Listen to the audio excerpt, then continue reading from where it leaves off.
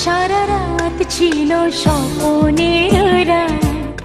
Baby Naznin, জন্ম 23 August 1965, বাংলাদেশের একজন নেপথ্য কণ্ঠশিল্পী এবং রাজনীতিবিদ।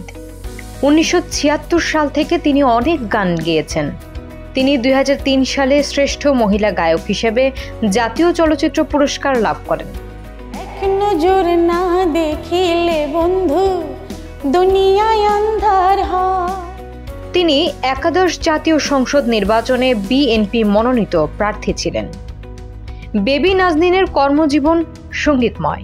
তার অসংখ্য জনপ্রিয় গানের মধ্যে ঘুম ভাঙায়া গেল রে মরার কোকিলে উল্লেখযোগ্য।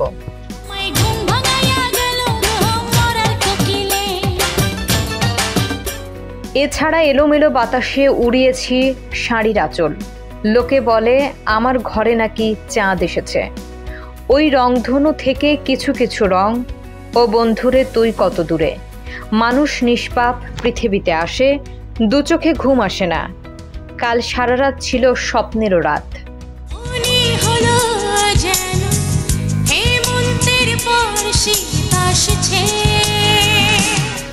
ও বন্ধু তুমি কই কই রে, কই গেলা নিঠুর বন্ধুরে, গানগুলিও জনপ্রিয়তা অর্জন করে।